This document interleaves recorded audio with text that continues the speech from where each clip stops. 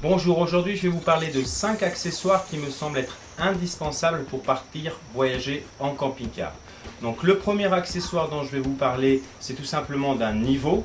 Le deuxième accessoire qui est une paire, c'est des cales. Si vous êtes aussi toujours avec moi en fin de vidéo, je vous mettrai un petit tips concernant les cales.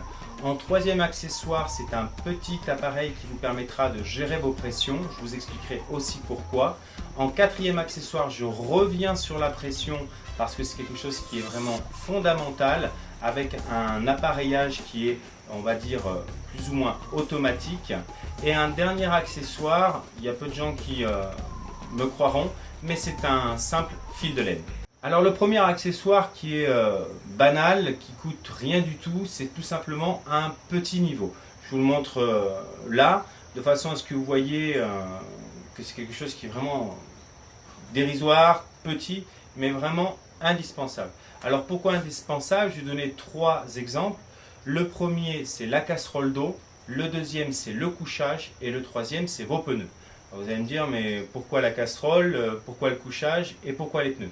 Alors en premier lieu, sachez que si votre véhicule n'est pas de niveau, vous allez tout simplement avoir la problématique quand vous allez faire cuire vos pâtes dans le camping-car, l'eau qui va être de travers et ça risque d'être particulièrement gênant. Donc ça c'est là déjà un des premiers points.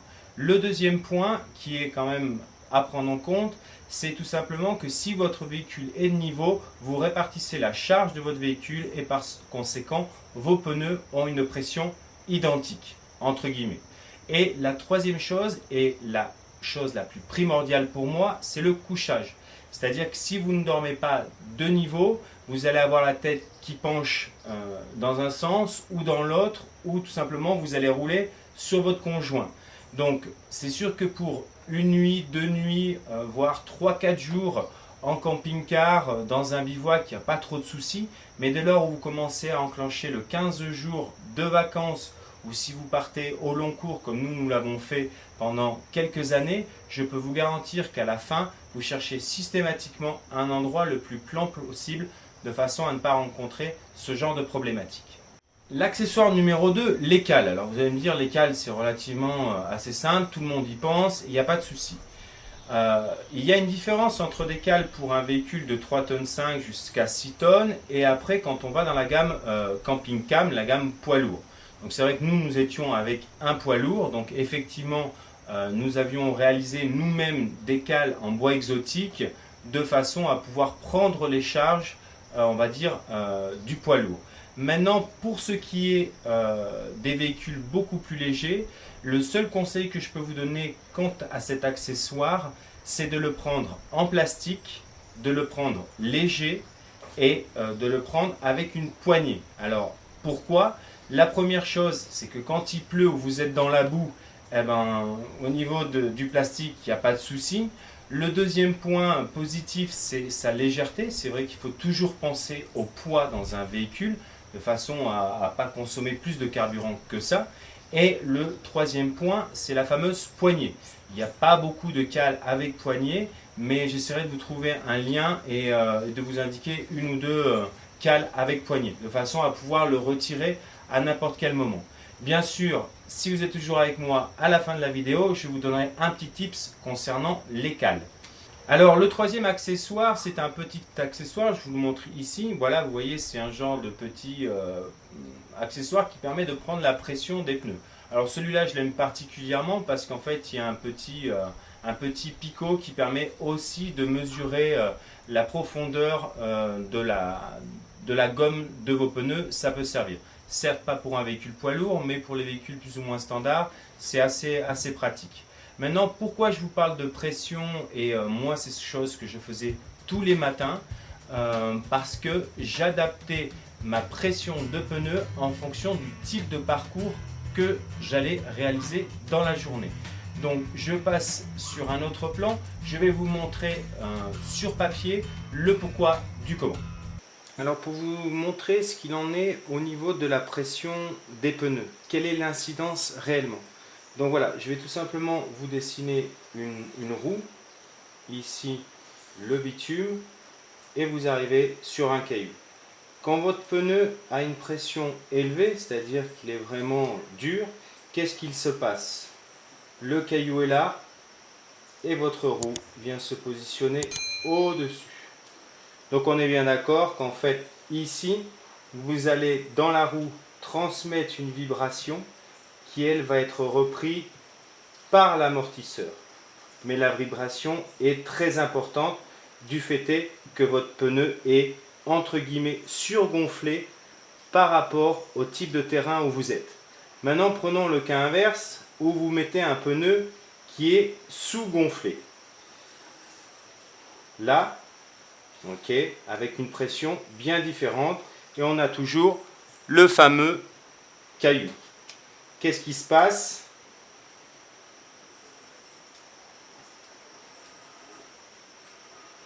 Tout simplement, le caillou va se faire avaler par le pneu. Vous aurez une vibration très faible et votre amortisseur ne sera pas sollicité. Donc quand je vous parle de pression de pneu, on l'adapte en fonction du terrain. Si effectivement vous êtes sous-gonflé, c'est plus adéquat pour le 4x4, le tout-terrain, les versions sable et les versions qu'on appelle ripio, c'est-à-dire un genre de tôle qui se produit au niveau du chemin et ça a tendance à faire vibrer énormément les véhicules. Le ripio aussi, on peut le considérer comme étant du gravier, des petits cailloux. Donc effectivement, dans une configuration qui est le tôlé, le ripio, le sable, le 4x4 et les tout-terrain, vous êtes dans l'obligation, pour des questions, on va dire, de vibration, de sous-gonfler vos pneus. Et dans quelle occasion vous utilisez un pneu qui est surgonflé, ou du moins bien gonflé, c'est uniquement sur l'asphalte. Uniquement dans cette configuration. Alors, il y a une incidence à utiliser à la fois les pressions dans le cadre du type de terrain, mais aussi une chose qui est indispensable, c'est que plus vous allez gérer vos pressions, plus vous allez gérer votre consommation. Donc imaginez-vous que je prenne un pneu vu de haut, qui fait cette largeur, et on va dire qu'il est bien gonflé, voilà, on va le décrire comme ça, bien gonflé, adapté au bitume. Donc vous allez avoir une surface de frottement qui est correcte, donc une friction qui va gérer une consommation, en fonction bien sûr de votre véhicule. Maintenant vous reprenez la même chose où vous êtes sous-gonflé. Donc votre pneu, au lieu d'être de cette largeur, va se retrouver de cette largeur-là. Donc vous allez augmenter le taux de friction sur le bitume. Donc vous allez augmenter votre consommation. Donc prenez bien en compte que être bien gonflé ou être sous-gonflé ont différents avantages en fonction du type de terrain et de route sur lesquelles vous êtes.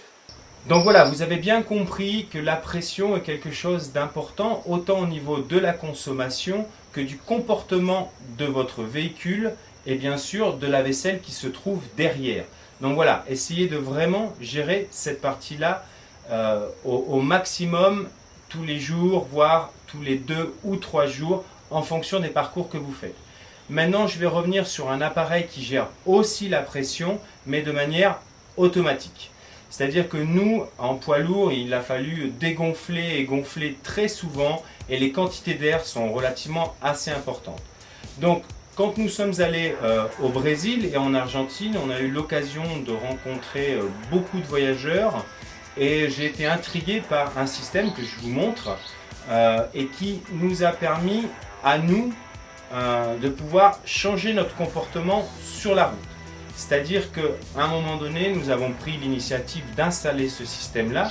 Donc c'est quelque chose qui coûte entre 250 et 300 euros pièces et main-d'œuvre là-bas au Brésil ou en Argentine, un petit peu plus cher en Argentine quand même. Et dès lors où on a installé ce système-là, j'avais un panneau de commande directement disponible sur mon tableau de bord. Donc ça voulait dire qu'à chaque fois que j'avais le chemin qui se déroulait devant moi, que ce soit du bitume, du sable ou du ripio ou tout type de terrain, je pouvais jouer mes pressions avant et arrière.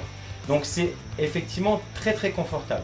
Donc je vais essayer de vous trouver un lien pour vous donner la possibilité de voir cet accessoire et éventuellement, si vous venez en Amérique du Sud, de pouvoir l'acheter. Alors je sais que normalement en Europe, on n'a pas le droit d'utiliser ce système-là. Mais c'est vrai que si vous partez au long cours, vous pouvez sans souci utiliser ce type d'accessoire additionnel qui vous donnera un confort sans pareil.